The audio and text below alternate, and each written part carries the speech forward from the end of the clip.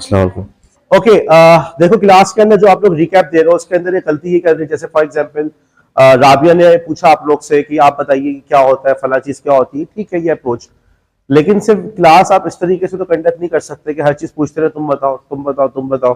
मुमकिन है बच्चे ये कि सब हमने बताना तो आपने क्या करना है, हम चले जाए। थोड़ा सा एक ये जो क्वेश्चन आंसर जो टीचिंग का स्टाइल होता है, जैसे सोक्रेटिस मेथड होता है, आप लोग आगे चल के और भी मेथड्स पढ़ेंगे, project based learning, gamification. Okay, एक और कहलाता है सोक्रेटिस मेथड, जिसमें आप सवाल पूछ पूछ के आप उससे आंसर तक लेके जाने की कोशिश करते हैं।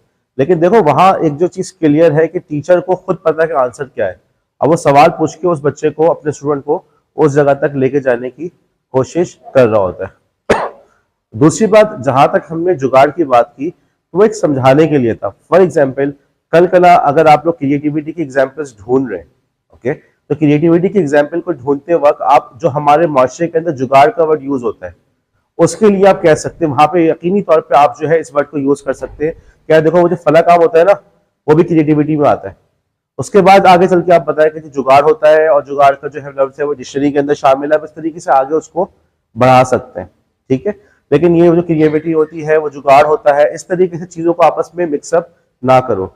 जुगाड़ वाली बात बताने का मेरा मकसद सिर्फ और सिर्फ आपको ये समझाना है कि आपके पास बहुत सारी जो हमारी रोजमर्रा की जिंदगी में जो जिनको हम जुगाड़ जुगाड़ कहते हैं, ये बड़ी जुगाड़ू कौम है।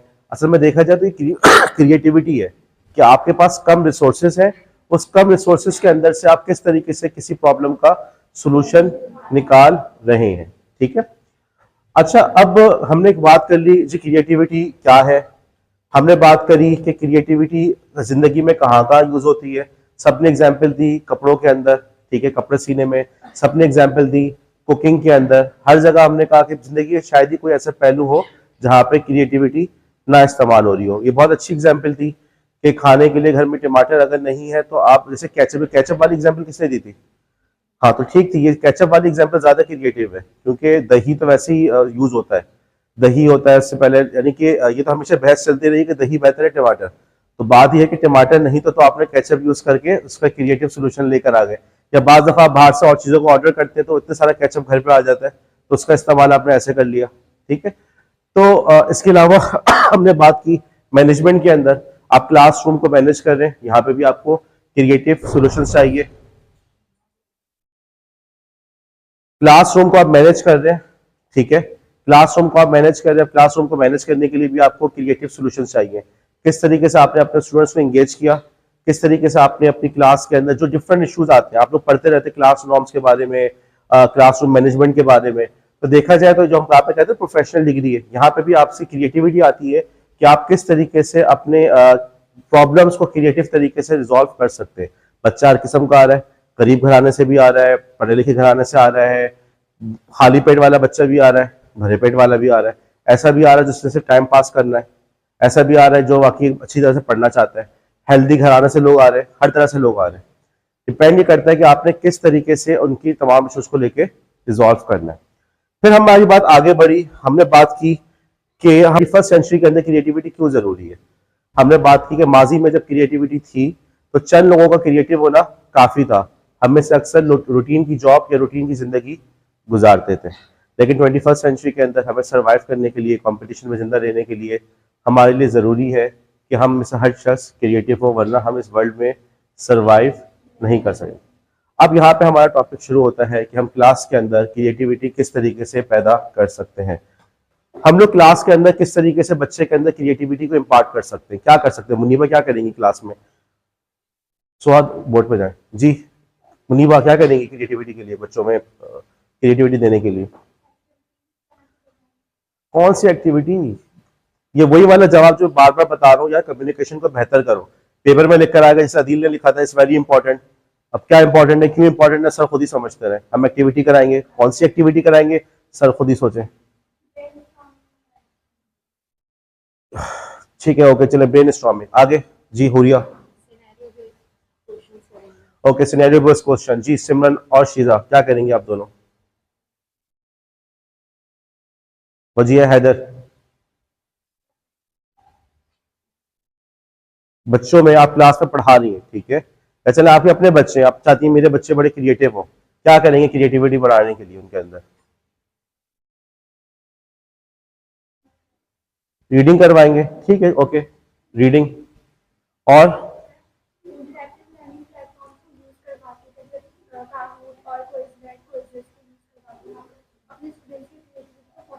किस तरह से इंटरेक्टिव एक्टिविटी से आप,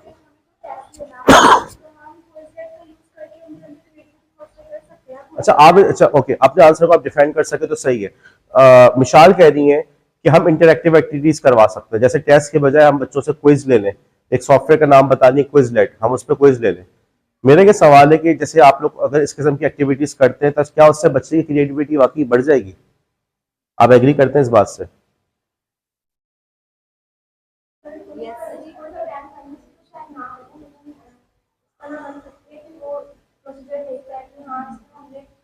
ओके, मैं इस बात से डिसएग्री करूंगा कि क्विज वगैरह करवाने से बच्चे की इंटरेक्टिविटी बढ़ जाती है। हम ये कह सकते हैं कि एक्सपोजर देने से, डिफरेंट मीन्स का एक्सपोजर देने से, एक चीज हो गई रीडिंग, ओके, और कौन सी चीज हमने बात की थी? सिनेरियो बेस्ड, ठीक है। एक हमने बात की ब्रेनस्टॉर्मिंग, ओके, एक हम बात कर रहे हैं एक्सपोजर की। जी रीना, फ्लैश कार्ड से कैसे बढ़ी क्रिएटिविटी?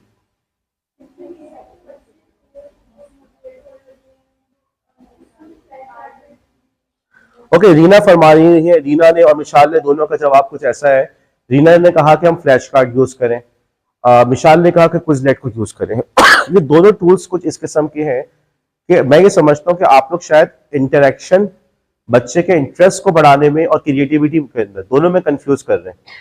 क्लास के अंदर आप आके बच्चों को, छोटे बच्चों को पढ़ा रहे हैं, आपने क्लास में कोई गाना गा लिया, बच्चों के साथ कोई एक्टिविटी कर ली, ठीक है, बच्चे पूरे इन्वॉल्व हो गए, आपसे आके चिपट गए, मेरे साथ बहुत अच्छी हैं, बहुत अच्छी टीचर है, ठीक है, ये होगा, आप लोग चाहेंगे अभी टीचिंग प्रैक्टिस में देखिएगा, तो ये सब चीजें हो जाती हैं।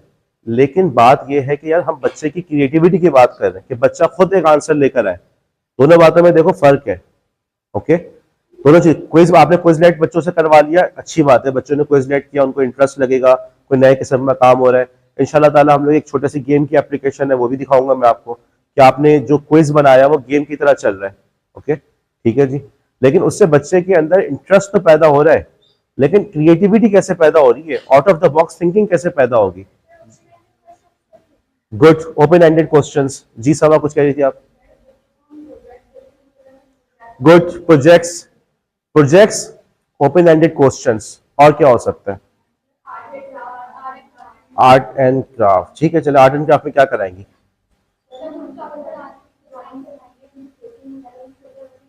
चलिए ठीक है, आर्ट एंड क्राफ्ट, और बताएं। Okay, good answer.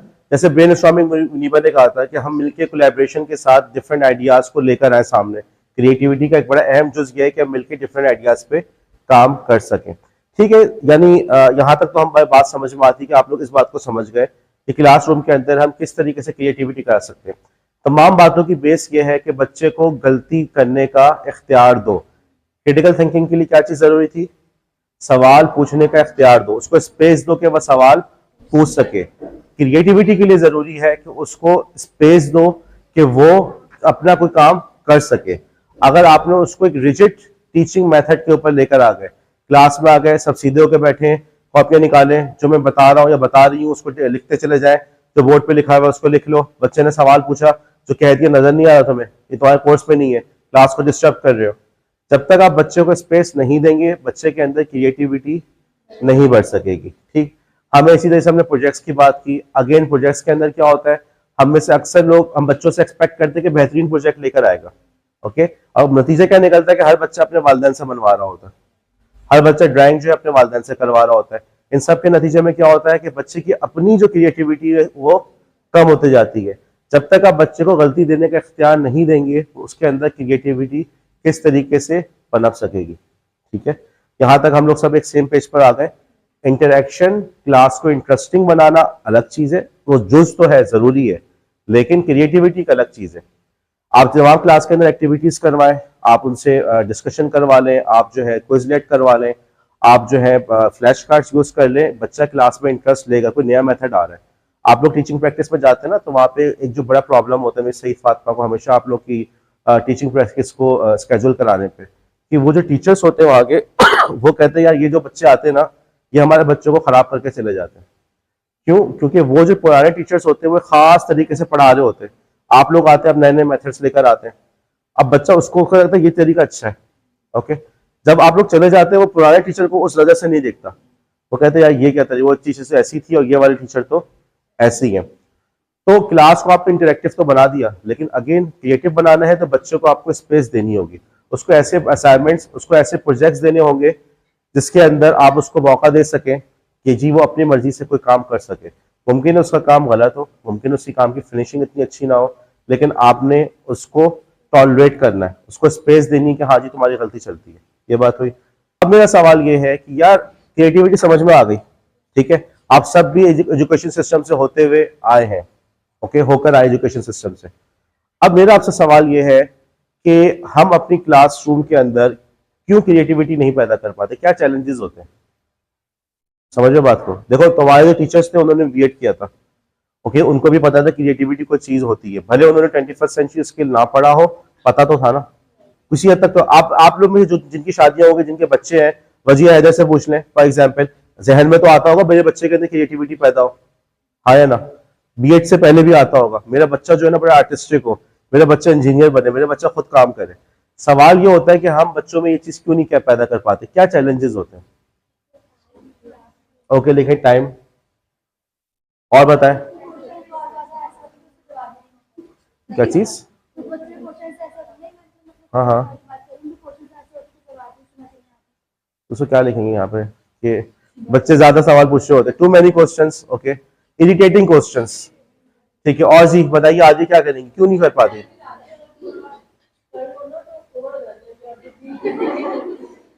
ठीक है, इरिटेटिंग में आ जाता है। जी Adiya,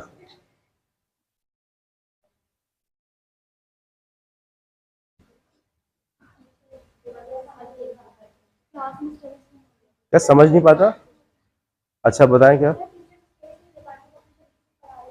okay, rigid teaching method, okay, एक खास तरीका होता है, सब उससे पढ़ा रहे होते हैं। जी अनोशा, ओके ठीक है, फैसिलिटीज प्रोवाइड नहीं की जाती।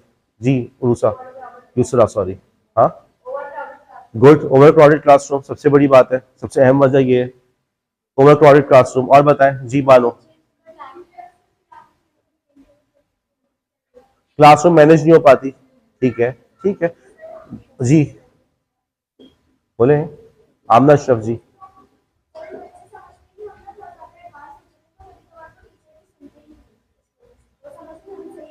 लैक ऑफ रिस्पेक्ट, ठीक है, अच्छा जी, तो अब तो आप बताएंगे ना क्यों नहीं करते, तो क्या करें? Lack of confidence, good, lack of confidence, shyness, okay, workload ज्यादा होता है टीचर के ऊपर भी और बच्चों स्टूडेंट के ऊपर भी, ठीक है जी। वजिया फातिमा, क्या ख्याल है आपका, क्या करेंगे बच्चों में क्रिएटिविटी के लिए?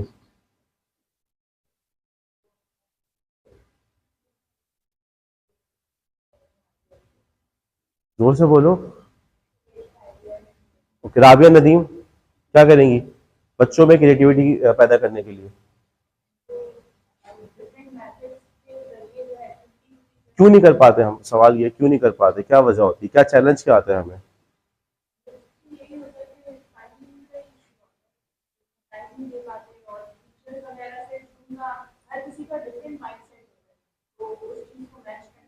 ठीक है, ओके, लेकिन टाइम इशू, ओके, जी बिस्मा, चैलेंज क्या आता है, चैलेंज क्या आता है, मसला क्या आता है, क्यों नहीं कर पाते? आप लोग क्यों क्रिएटिव नहीं है, आप लोग क्यों नहीं है? जी सफा,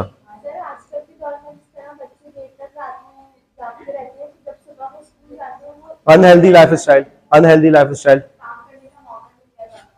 गुड, काम करने का मौका नहीं दिया जाता, आप वैसे रेगुलर भी नहीं आती मेरी क्लास में, लेकिन lack of opportunities, ji,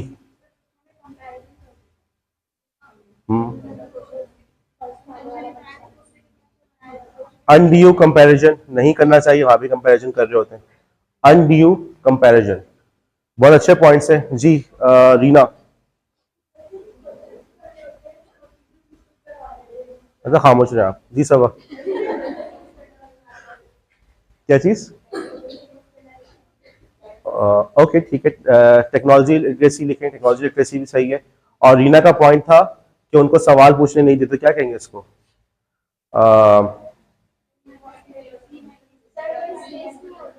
space में आ जाएगा, ठीक है, नो स्पेस, ठीक है रीना। अच्छा, अब मसले का हल क्या, कैसे करें, सोल्यूशन क्या निकालें? टाइम को मैनेज करें। अच्छा, तो तुम लोग प्रिंसिपल बनने के इरादे सीधा प्रिंसिपल बन जाओगे, क्या करोगे?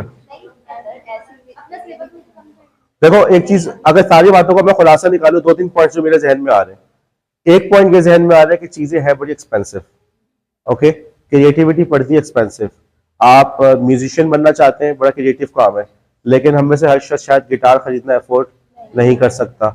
ओके, पेंटिंग बड़ा अच्छा काम है, बड़ा खूबसूरत काम है, बड़ा मजा आता है, लेकिन पेंटिंग बहरहाल अगेन एक्सपेंसिव चीज है, ठीक है। तो एक तो बड़ा मसला ये होगा कि जी हमारे पास पैसों का मसला होता है, पैसे नहीं है। या दूसरी बात हमने ये कही कि हमारे पास स्पेस नहीं होती, हम मिलके अपने तौर पे काम, हम बच्चे को स्पेस नहीं दे पाते। जैसे हमारे ऊपर प्रेशर है कि ठीक है जी हम चाहते तो है कि पढ़ाना, लेकिन हमें with in 4 months course cover करना है, हमें साथ ही साथ रमजान भी आने वाला है, हमें उससे पहले कोर्स कंप्लीट करना है, आप लोग टीचिंग प्रैक्टिस में जाने वाले हैं, हमें उसको भी अकोमोडेट करना है, अभी स्पोर्ट्स डे वगैरह भी हो जाएगा, स्पोर्ट्स वीक की एक्टिविटीज होंगी, तमाम चीजों के साथ देते हुए हमने क्लास को चलना है। आपके पास बिल्कुल वर्कलोड ज्यादा है, सिर्फ मेरा सब्जेक्ट नहीं और भी सब्जेक्ट्स हैं, तमाम सब्जेक्ट बच्चे ने पढ़ना है, हर सब्जेक्ट का असाइनमेंट देना है, हर सब्जेक्ट अपनी जगह पूरी पूरी इंपॉर्टेंस रखता है, राइट। तो हमने कहा कि लैक ऑफ रिसोर्सेज, ठीक है, कि हमारे पास लैक ऑफ रिसोर्सेज का मेजर चैलेंज आ रहा है, और दूसरा किसी स्पेस नहीं मिल पा रही होती। हम बहुत सारे मसाइल को हमारे इख्तियार से बाहर होते हैं, as a teacher as a student बहुत सारी चीजें हमारे इख्तियार से बाहर होती हैं। आज अगर एक टीचर आपसे आके कहते हैं कि तुम्हारा असाइनमेंट ये है कि तुमने किताब के पेजेस को ना हाथ से हैंड राइटिंग लिख कर लेकर आना है, तो आप उस पर ज्यादा इसके आपके पास इतनी स्पेस नहीं होती कि टीचर से जाके आर्ग्यू कर सके, तो जो भी कहेगा आपको उसको जाके करना मानना पड़ेगा। अब इस मसले का हल क्या निकालें? और सोचो, और कोई ऐसा तरीका, कोई ऐसा टूल जो आप लोग के पास है जिससे बच्चा क्रिएटिव हो सकता है। वो तो देखो एक बार फिर वापस आ जाओ सर, क्योंकि ये जो है ना क्रिएटिव थिंकिंग डेवलप करें या टीचर में अंडरस्टैंडिंग होनी चाहिए, मसले का कॉन्क्रीट हमें सोल्यूशन चाहिए, कॉन्क्रीट सोल्यूशन चाहिए। भाई ये काम करना, इस टूल को यूज करना, बच्चा टाइम भी मैनेज हो जाएगा और तुम्हें इतना खर्चा भी नहीं होगा और बच्चा क्रिएटिव भी हो जाएगा। कंप्यूटर्स अगर हो, ठीक है, कंप्यूटर्स कह दिया आप, ओके बानो, ग्रुप में काम कराया जाए। चलो और कोई चीज? ओके, सुहा जो है पैसे घर से लेकर आकर सब पे तकसीम करेंगी, सबके फाइनेंशियल इश्यूज सॉल्व। अदिल क्या करेंगे?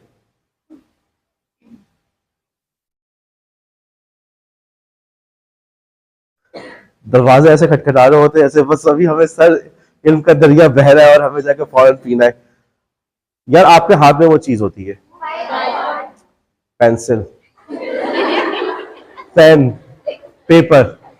अच्छा अब मुझे बताओ, इंसान की तारीख के अंदर, इंसानी तारीख के अंदर सबसे पहले इंसान ने पेंटिंग शुरू की, जो हमें आर्कियोलॉजी के अंदर जो हमें आसान नजर आते हैं, पेंटिंग्स नजर आती है।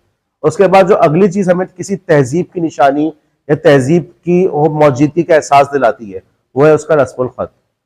इंसान की तारीख के अंदर जब हम बड़ी बड़ी इन्वेंशंस का जायजा लेते हैं, हम समझते हैं कि जिसने इंसान के ऊपर बहुत गहरा असर डाला, हम कहते हैं आग। इंसान के अंदर इस सलाहियत को होना कि अपने तौर पे वो एनर्जी प्रोड्यूस कर सके, वरना उससे पहले एनर्जी सारी की सारी कहाँ से आ रही थी? सन से, सूरज से। सूरज निकला तो गुजारा है, कहीं पे बहुत ठंडा इलाका है, धुंध छाई हुई है, तो उसकी वजह से प्रॉब्लम हो रही है। ऑल्टरनेट उसके बाद हमने कहा पहिया, पहिया बहुत बड़ी जात थी कि आप चीज़ों को मूव कर सकते हैं और कम एनर्जी के साथ। कोई चीज़ चकोर हो उसको घसीटना मुश्किल है और कोई चीज़ पहिए पे लेके जाओ तो निस्बतन आसान हो जाता है। उसके बाद कहा जाता है कि सबसे बड़ी इन्वेंशन जो है, बीच में बाज़ लोग ये भी कहते हैं कि इंसान के अंदर जो खाना पकाने की सलाहियत पैदा हुई, ये भी बहुत बड़ी इन्वेंशन है, क्योंकि उससे इंसान की बॉडी पे बड़े असरात मुरतब हुए। इंसान जो है गोश्त या खाना जो है वो पका के खाने लगा कच्चे की बजाय। लेकिन इसके अलावा एक और चीज़ जिससे इंसान की जहनी सलाहियत पे बहुत बड़ा फर्क हुआ, वो है रस्मुल खत की ईजाद, लिखने की ईजाद। अब आप खुद सोचो, अब बैठे आप, फॉर एग्जाम्पल ये एक सिंबल बना हुआ है, ठीक है, मुझे बताओ अब इस सिंबल को देख के आपके जहन में क्या आ रहा है कि यहाँ पे टा की आवाज निकलेगी, टाइम। तुम देखो एक सिंबल और उस सिंबल का मेंटल कनेक्शन बन गया आवाज के साथ। अगर एक ऐसा सिंबल बना हुआ होगा तो उसकी आवाज आएगी एम की, मीम मीम होठ मिला के आवाज निकल रही है। तुम देखो जहन में ये एक कितनी अजीब सी बात है, ये सिंबल नजर आएगा तो तुम्हारे मुंह से एक ऐसी आवाज निकलेगी। कितना जबरदस्त किस्म का एक मेंटल कंडीशन बन रही है। आप बच्चों को कभी पढ़ाने बैठो, जो छोटे बच्चे होते हैं कैसे पढ़ाते हैं, ये पढ़ाते हैं ना, उसको पहले हुरूफ तहजी सिखाते हैं। तो हुरूफ तहजी में हम क्या सिखा रहे होते हैं, आवाजें सिखा रहे होते हैं, उसके जहन में मेंटल कनेक्शन बना रहे होते हैं। ये वाला सिंबल नजर आए, तस्वीर नहीं, तस्वीर की बात नहीं कर रहे, सिंबल की बात कर रहे हैं। अगर कहीं पर तो बस यूं कुछ लिखा हुआ हो तो इसकी आवाज आएगी, समझ रहे हो। फिर तुम ये देखो इन तमाम सिंबल्स को जोड़ लिया तो एक लफ्ज बन गया, और उस लफ्ज के अपने कोई माने होते हैं। कितनी अजीब सी बात है, देखो समझ रहे हो बात को भाई। अगर कहीं पे लिखा हुआ CHAIRS, सिंबल बना हुआ है सी का, एच का, ए का, आई का, आर का, एस का, सिंबल्स को देख के जहन में आवाज आई और फिर तमाम सिंबल्स बन गए तो जहन में एक तस्वीर आई शेयर की। तुम देखो कैसी अजीब सी जहनी सलाहियत है ये। अगर गौर करो तो ये मैजिकल, किसी मैजिक से कम नहीं है। तो इंसान की तारीख के अंदर इस सलाहियत का पैदा होना, इंसानी तहजीब के अंदर कि रस्मुल खत ईजाद कर सके और उस रस्मुल खत की मदद से अपनी तमाम वोकैबुलरी को ईजाद कर सके। और वहीं पे पूरी आप गौर करें तो तमाम तहजीबों की बुनियाद इसी से पड़ी है। अफ्रीका के अंदर, इंडोनेशिया के बाद जजीरों पे अभी भी जंगली लोग मौजूद हैं, ऐसे लोग जिनकी तहजीब से कोई वास्ता नहीं। और अगर आप किताबें वगैरह पढ़े तो आपको ये नजर आएगा कि उनमें से बहुत सारी तहजीबें ऐसी हैं, बहुत सारे ऐसे कबाइल हैं, ऐसे गांव हैं जिनका अब नामो निशान नहीं रहा। जब हम हिस्ट्री में पढ़ते हैं कि कुछ 17वीं सेंचुरी के अंदर फला फला बंदा गया था, उसको फला फला गांव नजर आए, अब जब जाते तो वहां पे कुछ नजर नहीं आता। वजह क्या हुई कि वो लोग जो थे वहां से नकल मकानी करने पे मजबूर हो गए, या चिकन पॉक्स वगैरह इस किस्म के अमराज उनको यहाँ से वहां मुंतकिल हो गए। तो नतीजे में क्या हुआ कि उसके अंदर वो लोग मर गए, तो उनकी तहजीब के आसार खत्म हो गए। लेकिन जिन तहजीबों का रस्मुल खत था आज तक उनके आसार बाकी हैं। तो इससे अंदाजा लगा लो राइटिंग कितनी बड़ी, कितनी इंपॉर्टेंट इन्वेंशन थी। और इंपॉर्टेंट इन्वेंशन के साथ साथ राइटिंग का हमारे साथ कितना पुराना ताल्लुक है। हजरत ईसा अलैहिस्सलाम के पैदाइश को भी 2000 साल हो गए, ऐसा ही है। लेकिन इससे भी पुरानी जो हमारे पास तारीख के अंदर जो हमें तहरीरी चीजें मिलती है वो तो उनकी भी पैदाइश है 3000 साल पहले, कितने तकरीबन 5000 साल। तो इंसानी तहजीब का तहरीर के साथ 5000 साल या उससे भी ज्यादा अरसे से पुराना ताल्लुक मौजूद है। जहन में अगर हम बात करना चाह रहे हैं कि राइटिंग के जरिए से बच्चे के अंदर क्रिएटिविटी पैदा करें, ठीक है। अब तुम सारे चैलेंजेस का एक 1 बाय 1 जायजा लो। ये सब आप लोगों ने बताया था ना, मुझे बता दो क्या राइटिंग इन तमाम मसलों को सॉल्व करती है। एक बड़ा मसला आया था कि जी रिसोर्सेस नहीं होते, किसी भी तरह के पैसे नहीं होते हमारे पास, ठीक है, टाइम नहीं होता, क्लासरूम के अंदर टीचर को इतनी स्पेस नहीं मिल रही होती। लेकिन जब आप राइटिंग करने बैठते हैं, क्या राइटिंग एक्सपेंसिव है? पेन या पेंसिल कितनी एक्सपेंसिव होती है, पेपर कितना एक्सपेंसिव पड़ता है, नंबर 1। नंबर 2, जब आप उसको राइटिंग की तरगीब दे रहे हो, वो उसकी अपनी पर्सनल स्पेस है, वो जो चाहे उसके अंदर लिख ले, जिस तरीके से लिख ले, हाँ है ना, ठीक है। अब तो मैं तुमसे ये पूछना चाह रहा हूँ, मुझे ये बताओ, जब मैंने ये सोल्यूशन प्रपोज किया कि हम राइटिंग करते हैं, राइटिंग के जरिए से बच्चे की क्रिएटिविटी बढ़ाए, मेरा अब ये अगला सवाल है, क्या आप समझते हैं कि राइटिंग की मदद से ये सारे चैलेंजेस रिजॉल्व हो जाते हैं? ओके, कौन से होते कौन से नहीं होते? राबी नदीम, कौन सा नहीं हो रहा? ओके, राबी नदीम ने कहा कि जी बच्चे के इरिटेटिंग क्वेश्चंस होते हैं, लेकिन बच्चा खुद लिख रहा है ना यार, मैं थोड़ी हाथ पकड़ के उसको लिखा रहा हूँ कि जी एक थे इंस्पेक्टर जमशेद और एक थे अली इमरान, वो तो खुद लिख रहा है अपनी मर्जी से जो उसके जहन में आ रहा है। तो आपने बच्चे को स्पेस दी कि भाई तुम्हें जो करना है करो, समझे बात को? बच्चे के मुंह में टेप लगा देना तो। जी फातिमा, आप बताएं कौन सा चैलेंज इसमें रिजॉल्व हो रहा है? उस पर आते हैं, आप बताओ, शू बताओ, कौन सा राइटिंग से कोई एक चैलेंज ऐसा नजर आया जो रिजॉल्व नहीं हो रहा? देखो इरिटेटिंग क्वेश्चंस, हाँ बोले जी।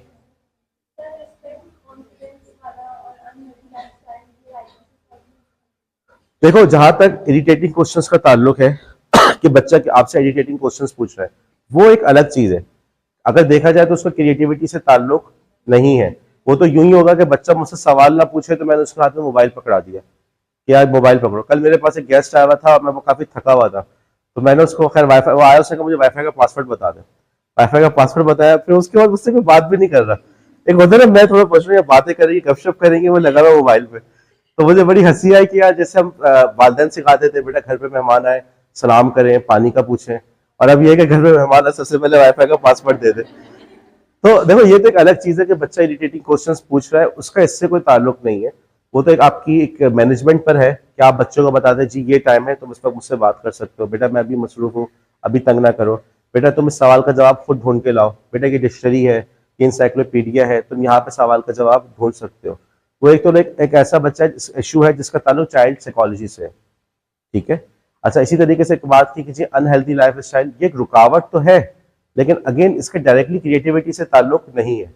अगर एक बच्चा रात भर जाग रहा है या हर वक्त मोबाइल में लगा हुआ है तो उसका असर तो उसकी जिंदगी के हर चीज पे पड़ेगा, सिर्फ क्रिएटिविटी के ऊपर नहीं पड़ेगा। मेरा ये कहना है कि जो हमने मेजर चैलेंजेस आइडेंटिफाई किए थे कि टाइम का इशू आ रहा है, स्पेस का इशू आ रहा है, ये सारे की सारी चीजें राइटिंग से रिजॉल्व हो जाती हैं।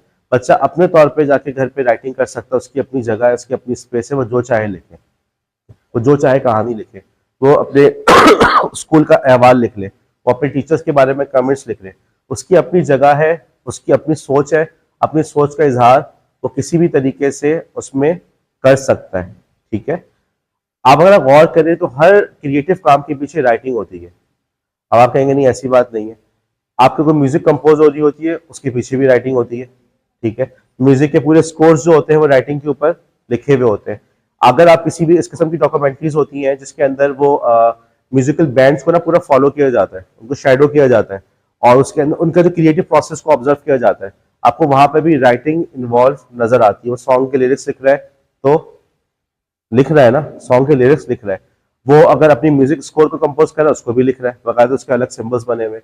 पेंटिंग तक के अंदर आपको नजर आएगा कि उसके अंदर भी लोगों ने राइटिंग इन्वॉल्व की हुई होती है, वो अपने आइडियाज को राइट कर रहे होते हैं या अपनी डिस्क्रिप्शन लिख रहे होते हैं कि इस पेंटिंग के जरिए से हमें क्या मैसेज देना है, क्या बात देनी है, क्या बात हमने समझानी है, ओके। तो मेरे ख्याल में यहाँ पे हम इतना तो समझ सकते हैं कि राइटिंग को हम इतना कह सकते हैं कि वो बेसिक बिल्डिंग ब्लॉक है जिसके ऊपर क्रिएटिविटी की इमारत तामीर की जा सकती है। सस्ता भी है, आसान भी है, और इसके जरिए से हम अपने इश्यूज को रिजॉल्व कर सकते हैं। अब बात शुरू हो जाती है, दरवाजा खोले में पता नहीं चलेगा, अब बात शुरू हो जाती है टेक्नोलॉजी की, ठीक है। टेक्नोलॉजी के साथ क्या कर सकते हैं, या बल्कि हम यूँ कहते हैं कि जब हम टेक्नोलॉजी की बात कर रहे हैं, आईसीटी की बात कर रहे हैं, तो अब इन दोनों का आपस में जो संगम है, इन दोनों का आपस में जो जोड़ है, उसके नतीजे में क्या चीज हमारे सामने आती है, राइटिंग, ठीक है। राइटिंग के फवायद समझ में आ रहा है, कोई मुझसे डिसएग्री करता है, ठीक है। बांग्लादेश के अंदर एक स्कूल के बारे में मैंने पढ़ा कि वो अपने बच्चों के अंदर क्रिएटिविटी पैदा करने के लिए उनको ये असाइनमेंट देते हैं, अगले दिन स्कूल में आए तो तुमने रात को जो ख्वाब में देखा था ना उसको लिख के दिखाओ, ठीक है, जो तुमने ख्वाब में देखा था। अब लाइबा के अंदर ख्वाब नहीं देखा, पॉइंट इसके बच्चे के जो भी इमेजिनेशन है, जो भी बात है, और ये आपको नजर आएगा जब आप बच्चों को इंकरेज करते हैं ना, खुद नई नई चीजें लेकर आता है, वो देखता है। इवन जब आप बच्चे से बात भी कर रहे होंगे ना और बच्चा अपना ख्वाब आपको सुना रहा है और बड़े मजे से सुना रहा है, जब एक दफा नजर आएगा ना कि उसकी माँ या उसका बाप या उसका टीचर उसके ख्वाब गौर से सुन रहा है, वो अगली दफा नए नए ख्वाब खुद ही बना बना के लेकर आने लगता है, कहानियां बनाने लगता है, वो करता है इस तरह से। अब उसी चीज को आप डॉक्यूमेंटेड तरीके से लेकर आ गए, ठीक है। तो हमने ये तो मान लिया कि राइटिंग की बड़ी इंपॉर्टेंस है। अब यहाँ पे आगे टेक्नोलॉजी, टेक्नोलॉजी की बड़ी इंपॉर्टेंस है, बात कर चुके हैं। दोनों को जोड़ दो क्या बनेगा, फहद क्या बनेगा, अदील जी,